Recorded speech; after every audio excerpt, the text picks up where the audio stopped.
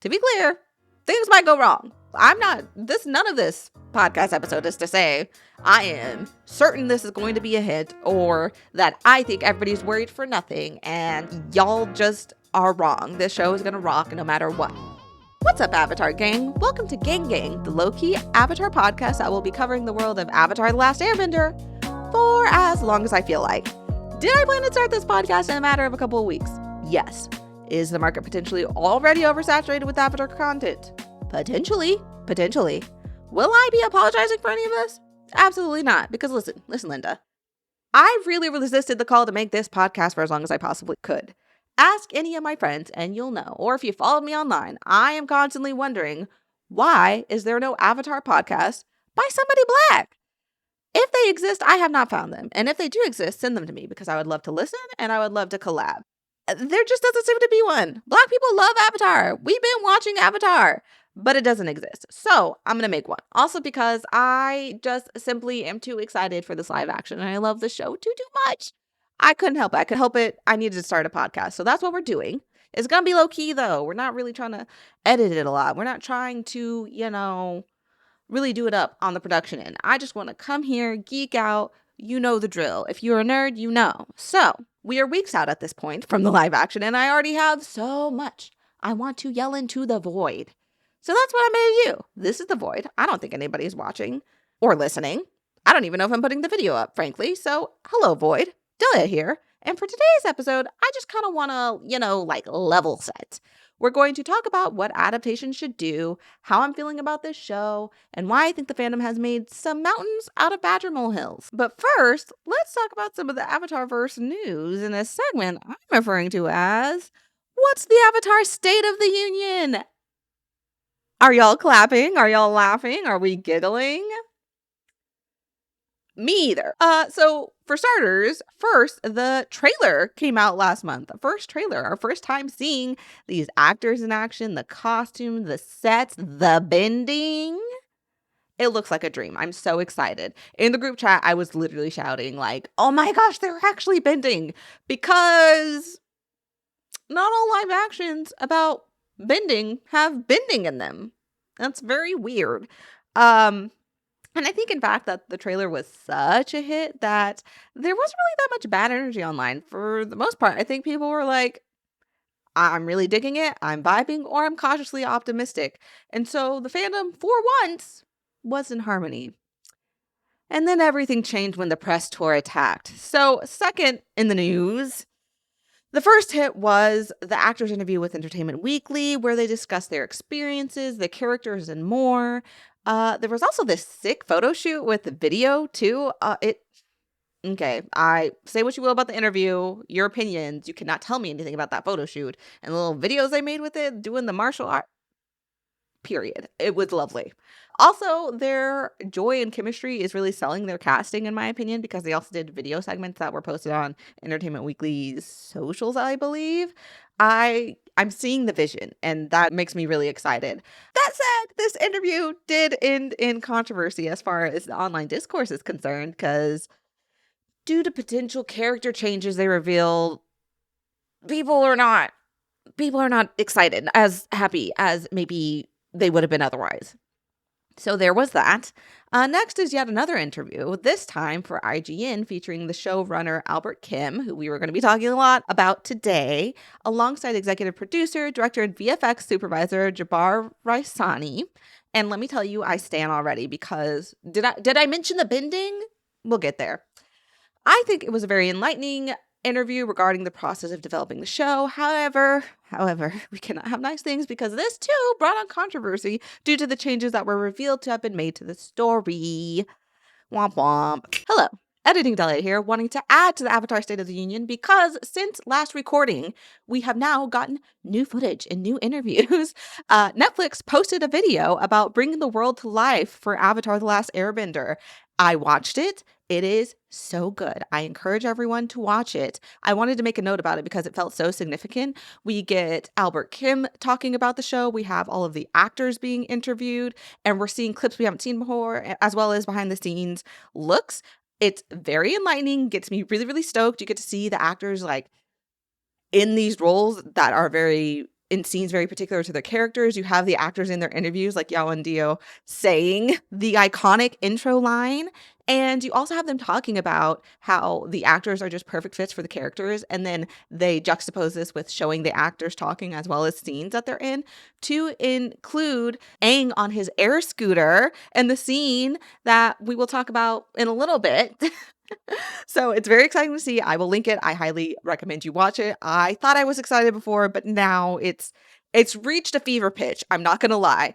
I will be back as Editing Delia to add some thoughts, because one of the topics we talk about today is very affected by this video. So I want to add it as a note, and so I will. So stay tuned for that.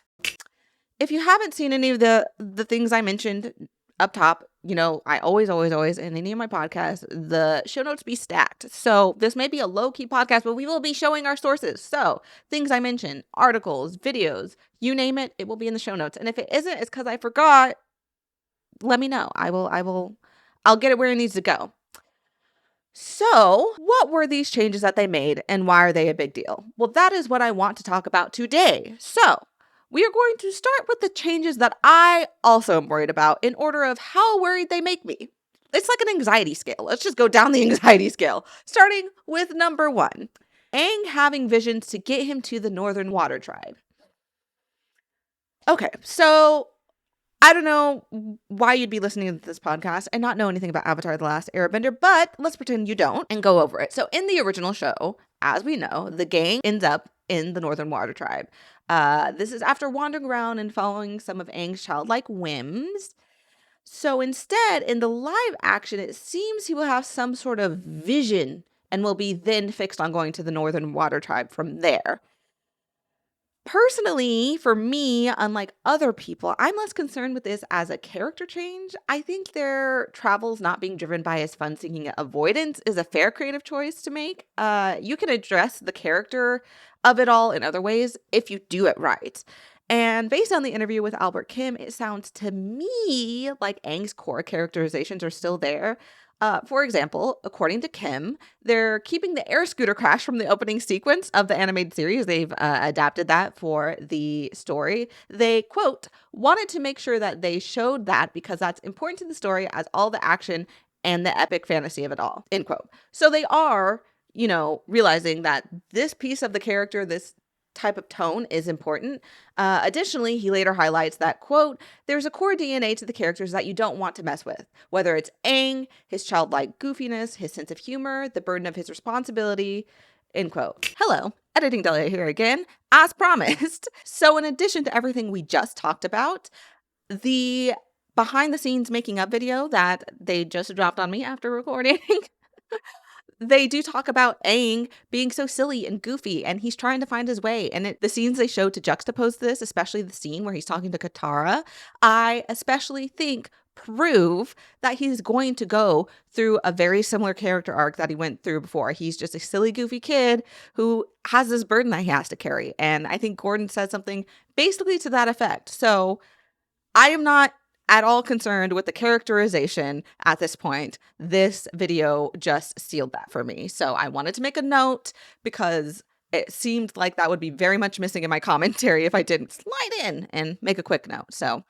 back to past me. So my issue isn't with the character at all. I feel it seems he's in safe hands. And honestly, again, seeing the interviews and seeing Gordon, who plays Aang, I'm not that worried about that. My issue with this change and why it's the most worrisome to me, it's because a convenient vision is difficult to execute well as far as storytelling is concerned. More often than not, it's a cheap storytelling device. Without knowing exactly how it's going to be implemented, it makes me worry about the quality of storytelling and pacing that we're going to get overall. Especially when you consider that this is a story that is being adapted into a serialized show compared with the first season of the animated series. It's going to be about the same runtime, but the episodic structure of the original first season does dictate the story beats. If you'll remember, season 2, season 3, those are more serialized. We have more of an ongoing arc, but season 1 is very much just like, here's this week's story, and it does all eventually tie together, but we're going on little adventures, partly because of Aang's whims, as you say. And Albert Kim says they had to, quote, pull apart all of those storylines and see how the narrative threads lay, and then weave them together into much more of a serialized drama, end quote, when talking about the first season. And, if that is done well, it's going to be a hit. Like, it's going to be a banger. I will be watching it on repeat. However, if it's not done well, it's going to be a tangle of pacing that will, even worse, possibly not be true to the source, and that does worry me. There are a lot of issues that I feel like shows can come back from, but pacing is not one of them. Look at season 5 of Game of Thrones? Oh, it was rough. It was super rough.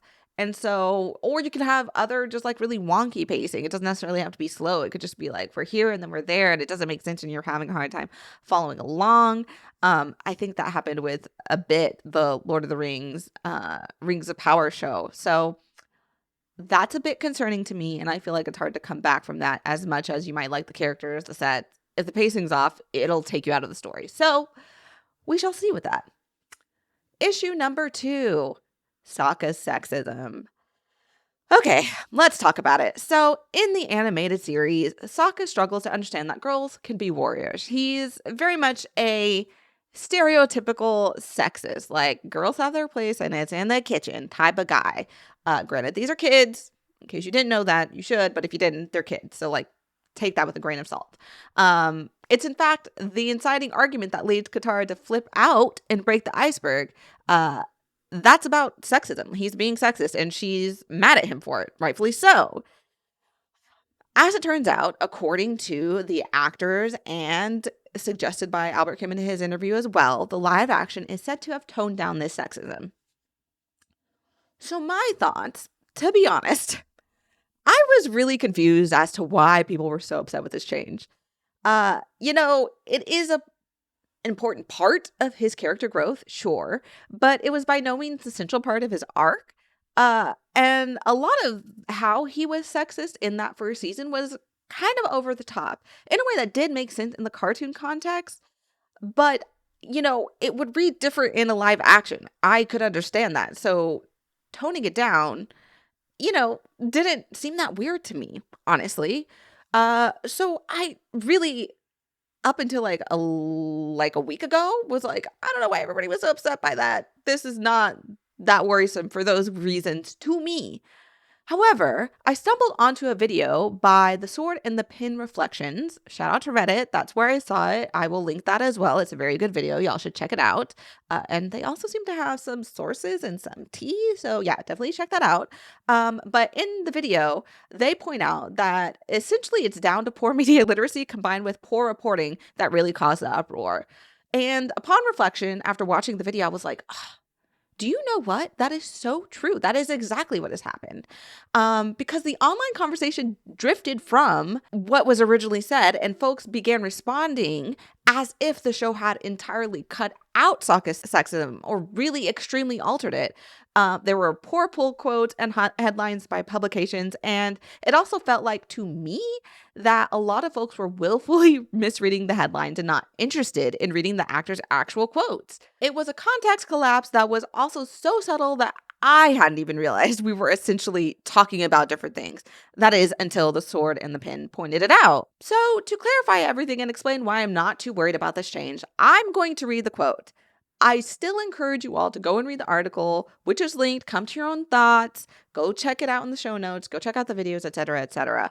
But I feel like if you actually read what the actor said and what Albert Kim said, it will shed a lot of light onto the situation. So the full quote, and again, mind you, this is coming from the young actors, not the writers themselves.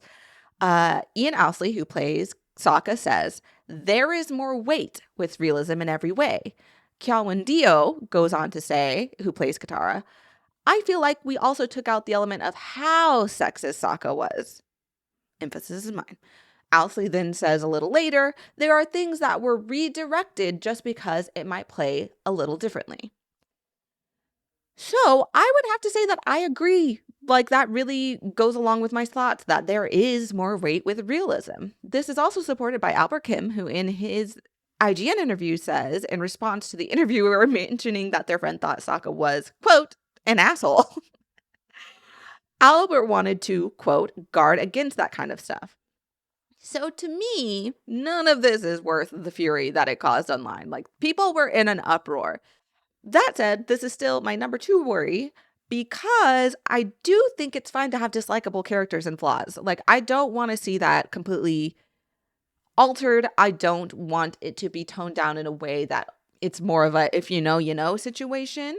And even if it is toned down but still noticeable, I don't like the idea if that their only motivation was we don't want him to be dislikable, because I don't think that's a problem. But I do agree that in preparing for this adaptation, you might find that you need to tone down an element like that because the realism might take the character beyond flawed and into territory that they can't sufficiently grow from within the parameters of the new narrative. Because, again, let's remember, as the Sword in the Pin Reflections explains, Sokka's growth is quite quick relative to the storytelling in the original series. He meets the Kyoshi warriors in season 1, and that's kind of it for his sexism. Like, he's like, oh, wow, these girls are actually really cool, and they can be warriors, and I actually want to learn from them, actually. And that's kind of it. And it's definitely not too quick in a cartoon. I didn't even really realize it didn't carry over beyond that, but in a live action, that might be insufficient, especially when you consider how sexist he was. And it's going to be a truncated timeline, all of that, because it is going to be more serialized. So I am worried, but not super worried, because it does make sense as a choice. I just hope it's executed well. So number 3, which I've titled the issue as It's a Game of Thrones Now. And to be honest, the publications have done Mr. Kim so dirty with this one. There were tweets like this one from Culture Crave that said, quote, #Avatar the Last Airbender showrunner says they had to find a balance where the series appeals to OG fans and then people who liked Game of Thrones. Culture Crave follows up in another tweet with a partial quote from the whole article that is given out of order and context, which makes it seem like it's confirming that their main concern when making the show was making it more mature. Or take this incredibly misleading headline from Games Radar, which I saw come up time and time again, that said, Netflix's Avatar the Last Airbender series is hoping to appeal to Game of Thrones fans, says showrunner, with a subheader of the Albert Kim quote removed from context saying it couldn't just be for kids. As you can imagine, understandably so, this is met with reactions online like, okay, so you want it to be more mature, but you can't have sexism in your show, or you can't deal with social issues in your show, or people acting like Albert was disrespecting the medium of cartoon in general. Now, for me, I feel confident this is a show meant to have broad appeal, not only to appeal to mature high fantasy viewers, not only because Netflix seems to be marketing it heavily to a broad audience. Again, that's just kind of my observation. It's hard to say because of algorithms. We're so siloed into our own bubble. So, like, I don't know how heavily they are to marketing it to families, but it seems they are marketing it broadly. But it's not only because of that. It's because that was what was actually said in these interviews. They said it. That's what they said.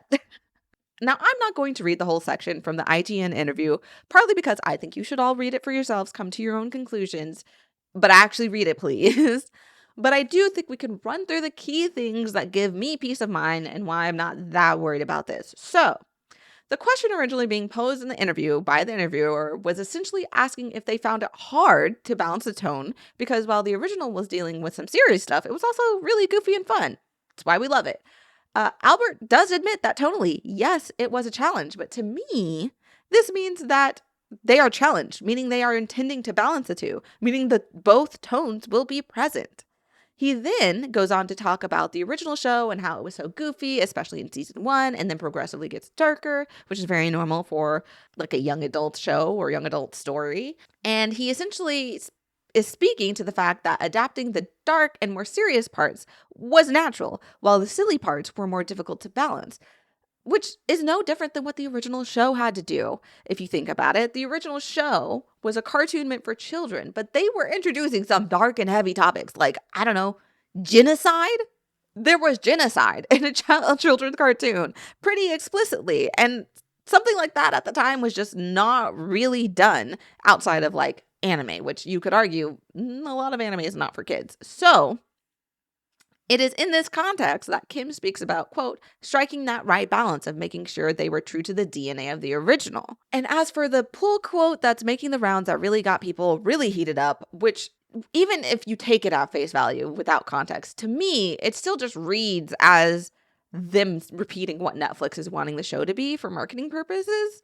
It sounds to me they're just operating in those parameters. But regardless, it's a serialized drama and, quote, it couldn't just be for kids. It had to also appeal to the people who are big fans of Game of Thrones. And so it had to feel grounded and mature and adult in that way too. So that's the tightrope we have to walk. When I hear this, again, like I said, it sounds to me like this is just what Netflix is wanting them to do. They want the show that is created to be marketable to children and beyond, because children are not enough of an audience base, maybe. I don't know. Meaning the show is meant to appeal to kids, as stated in the previous clause. They are stressing that they are indeed walking the tightrope to balance both sides. When taken out of context and put into those headlines, it sounds like, yeah, we're trying to make it for kids, but we really want to capture that Game of Thrones audience. That's who we're looking for, especially in the Games Radar headline. To me, that is exactly what they were trying to make it seem like, to get the hate clicks, which, whatever.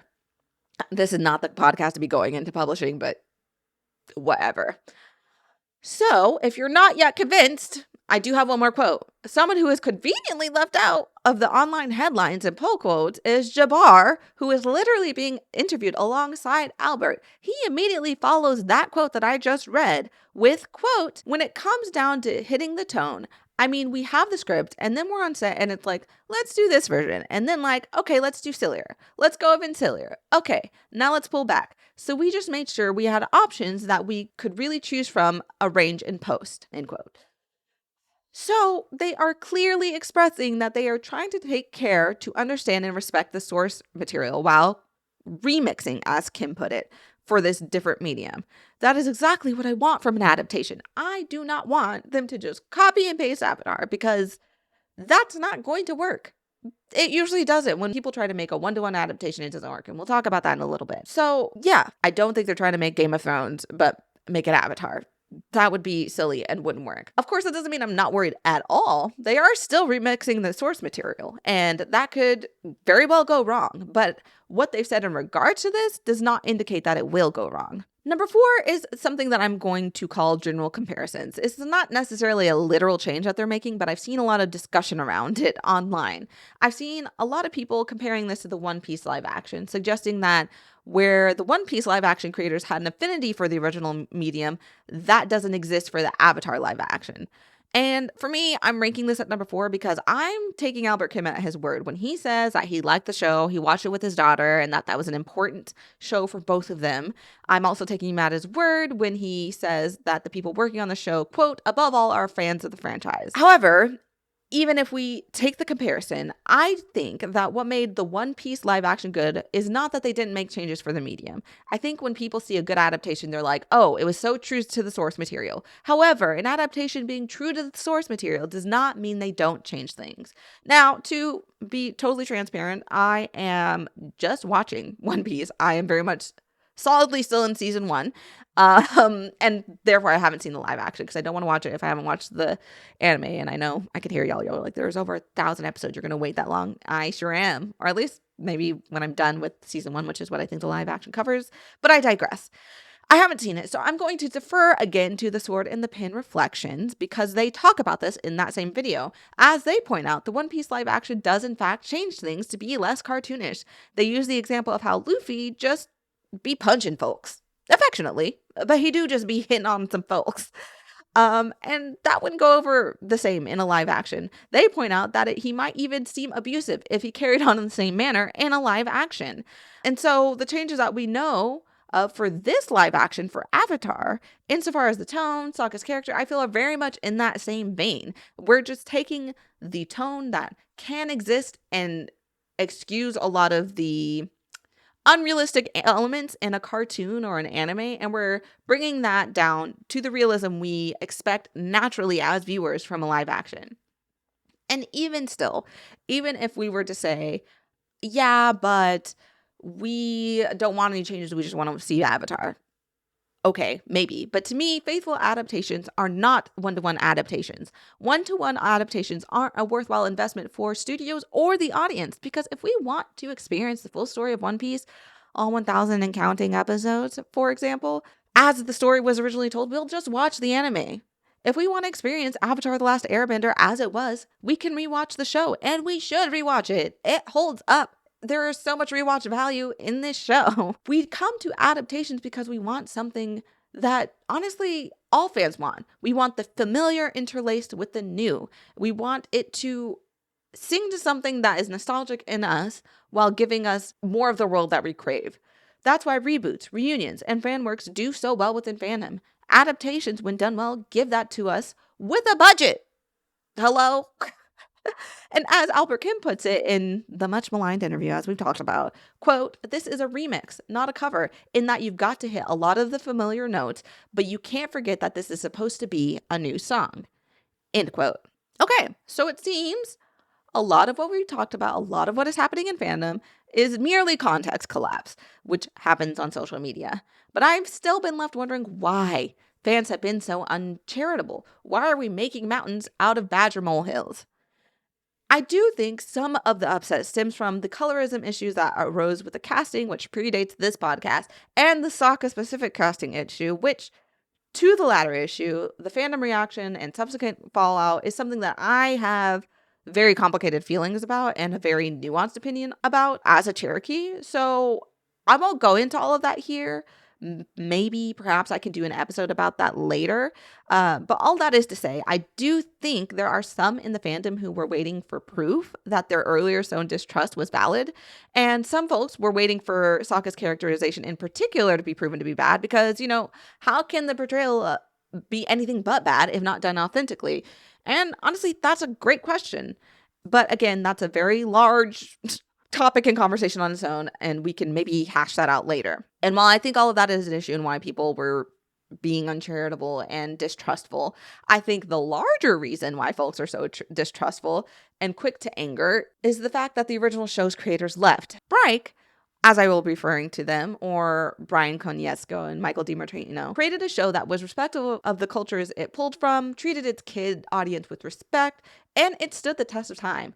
The world they created sparked an active and imaginative fan base for nearly 2 decades, which frankly is amazing and unheard of for a Nickelodeon show. Like, I do view some Nickelodeon shows with, a nostalgia. I mean, SpongeBob, hello. Rugrats, hello.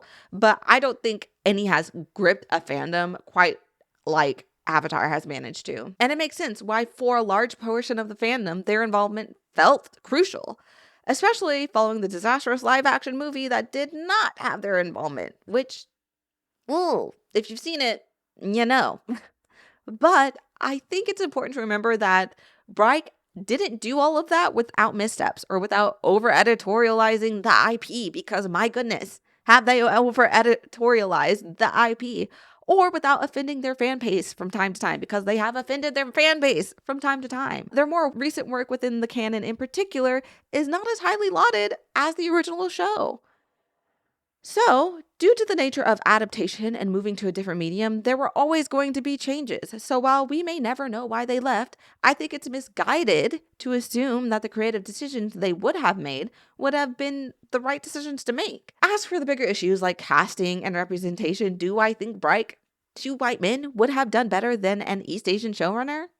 Well, given that the original series cast was mostly white, and given how they took years to say anything about the casting of that movie, and how even then it was only in passing passive aggression, and given how adult Aang seems to be an adult Michael self-insert, at least in character design, no, I don't think they would have done a better job. I really don't. So when I read tweets like, "I see why Brian and Michael left," suggesting that they wouldn't have made any of these choices, or moreover, that they would have been better at casting, I think it's offensive and unfair to the people working on the show. These are people who personally recognize the opportunity that this is for representation, what it means, and are trying to use it thoughtfully. And despite their personal stakes and ties, they still haven't executed it perfectly. Beyond the Sokka casting issue, there's the fact that instead of casting the Southern Water Tribe as Native Americans, they should have casted it as Inuit people. And of course, there's the colorism issue in addition to the rest of it. So if people with personal stake in getting this story right can still get some of it wrong. How can we conclude that Bryke would get it all right? Like, I'm sorry, but no. I don't think when Michael DiMartino wrote in his letter upon leaving the show that, quote, what I can be certain about is that whatever version ends up on screen, it will not be what Brian and I had envisioned or intended to make, end quote, that he meant they would be better at combating colorism or updating Katara's character for this adaptation, which we will get to in a bit. So with all of that said, before we move on to things I am looking forward to, I do want to make a quick note about representation. I have a bigger worry than the worries that I've listed out here. I didn't include them in that list because they're not changes or something that's really being talked about online. This is going to be a show that means a lot to people when it comes to representation, not just the people on the screen, but for us as viewers, people who grew up watching Avatar, and people who haven't grown up watching Avatar, like Gordon himself, people who are younger than even that. There are, of course, ongoing concerns with Sokka's casting and concerning trends with colorism, as I've mentioned here, but my biggest issue and worry is the lack of representation behind the scenes. In his letter that was published alongside the casting announcement, Albert Kim states, quote, we've assembled a team unlike any seen before, end quote, implying that there is diversity there. However, when I looked into it, that my untrained eyes can see, there are some East Asian writers credited on IMDb, and Kim himself, of course, is East Asian, but there are no indigenous writers that I can tell. Of the casting department, there are no indigenous people or experts in the casting of indigenous people. I know even less about costume design credits, but of those credited, I don't think there are Asian or native folk. It leaves me unsurprised that there aren't any Inuit actors in the main or secondary cast, or that a situation like Sokka's casting can happen, because whether he's Indian or not, the ambiguity could have been avoided and better handled. I don't go to TV like that, not enough to know if I'm interpreting these credits correctly. Additionally, I limited my research to the scope of what's publicly available about the crew that is listed. I didn't want to get creepy with it. So if I'm wrong or missing anything, please let me know. But that said, as it stands, if we aren't contributing to the world or telling our own stories behind the scenes, I wonder how revolutionary this really is for Indigenous people, as others seem to be claiming. Now, with all of that out of the way, let's talk about the changes that are things that do get me excited. So we are going to start with number one, as I hinted at, Katara and gender roles. Whew, boy. Albert Kim implies in his interview that certain gender issues with Katara won't be present. Specifically, he points out that the show is 15 years old and that those roles she was filling, they didn't want to do that here. I am so pumped for this. I've seen people online upset about this, but I'm not one of them. One of my biggest complaints with the original series is how Katara is forced into this nurturing, motherly role. There are a lot of nuanced reasons as to why she is that way within the series, and some of that we unpack in my other project, The Nerds Are Typing, link in the show notes. But when it culminates in doesn't really serve her character, and especially has some implications for the later canon that I very much dislike. Very, very heavily, very hard. Dislike it, hate it, don't want it, no thank you. Maybe that can be its own episode. If you want me to yell for a whole episode about hashtag justice for Katara, let me know. Anyway, some people were upset by this change. I guess they felt her just being the mom friend was really integral to her character. I don't see it personally. Personally, I am grinning, giggling, and kicking my feet with this change. So we love to see it. I'm so excited. Gyawan Dio is going to kill it. Let's go. I'm ready to rock. Gang, gang. So the second thing I'm most excited about is them extending the timeline. They've confirmed they've extended the timeline and they're removing the clock that was Sozin's comet. That was like the ticking time bomb falling from the sky in the animated series. So while this will affect the canon timeline of events and the tension that we feel within the show, I am honestly just so relieved. I was so worried when they cast these actors and the actors were cast pretty much at their correct ages as far as the animated canon is concerned. I was so worried that they were going to try and pass off a 17-year-old Gordon as the story progressed as a 12-year-old Aang, and we were all going to have to pretend to believe it. And like I would have tried. I would have like been like squinting, tilting my head, trying to like, okay, yeah, maybe if you really, yeah, and you shave his head, yeah, maybe he's. But we're not having to do any of that. Thank gosh. I'm so pleased with that change. Like, I don't know what it'll mean for the storytelling in the long run, but whatever it means cannot be nearly as bad, if it even will be bad, as having like 25-year-old Zuko out here. And also, this also gives me hope for the romance, to be honest. Before, I was hoping that they just ditch the romance altogether for the live action because, Honestly, the show didn't really need it, and personally, I found the romance between Katara and Aang to be awkward, if not problematic, when we get to the later original canon. But if these characters can slowly age and mature more, plus with Katara's maternal qualities being removed, I think it might play better should they choose to include it at all. So, that way I don't have to cringe watching it. So exciting on two fronts. Number 3 is the actors. I kind of set it up top when we were talking about the Avatar State of the Union, but y'all need to go look at the press photo shoots and interviews they've done, because the actors they've hired for the gang look great.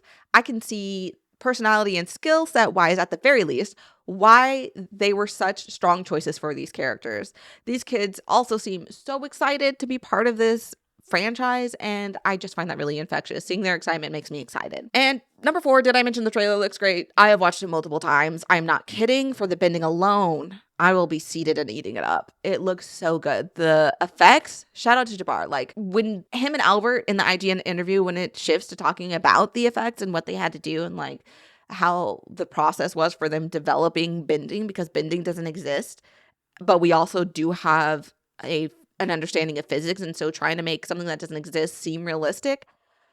Not only did it make me super stoked to see it, it makes me so impressed with the work that they put in to accomplish it, because I never really thought of how complicated that would be. I made fun of M. Night a lot for what that movie did to bending, and I stand by it. We should all stand by it. It was not okay what they did, but it is a challenge what they've set out to accomplish, and at least from what it seems in the trailer, I think they've accomplished it. It looks so good. And lastly, the thing I'm most excited for, or maybe not most, I'm equally excited, to be honest, about all this list. It's not really in order. Maybe Katara is number 1, but other than that, all of it's exciting. But I think the show has a lot of potential to reignite the fan base, because I think for whatever might go wrong with the show, which, to be clear, things might go wrong. None of this podcast episode is to say I am certain this is going to be a hit, or that I think everybody's worried for nothing and y'all just are wrong. This show is going to rock no matter what. No, it could very well go wrong, because no story is without flaws, and even some of the greatest shows of all time have failed to stick the landing. Some of them we've mentioned in this very episode. That said, I'm excited because I do think the show has a lot of heart. As Albert Kim said in his essay announcing the cast, throughout this process, our byword has been authenticity. To the story, to the characters, to the cultural influences, authenticity is what keeps us going, end quote. And if that's true, I truly, truly believe that we are in for such a fantastic ride. And that's it. Those are the things that they're changing, what I'm worried for, what I'm excited for, and kind of just where we are currently as a fandom leading up to this adaptation. Thank you so much to you, The Void, for letting me shout at you for however long this has taken me. And for those who maybe somehow wandered into this void that I'm shouting at, thank you for joining me. I think next time we will be doing an episode breaking down my thoughts on the Sokka casting, all of that, my perspective as a Cherokee and the fallout there. After that, we should be in full season mode. We should be getting actual episodes, which is wild. It's been so many years. I cannot believe it is almost here. I am thinking my hope is to do weekly episode reviews. Maybe I'll even be joined from people from my own gang. Maybe. We'll see. We'll see how scheduling works out. See if people are actually watching this show. I know some of my friends will be, but are they as excited as me? I don't know. I've been holding this all in, and it's just coming out in podcast form, as my feelings tend to do. So to keep up to date on all of that and see my thoughts and feelings before these episodes drop, you can follow me on Twitter and Instagram at Delia is Typing. This podcast will also have some socials at GangPod. That's gang as in Aang with 2 A's. So follow me, don't follow me, but definitely go read those articles. Check out the promotional stuff as we gear up for this great adaptation. Hopefully great. We're hoping it's great. We're putting out good vibes into the universe. So until next week, yip yip and gang gang.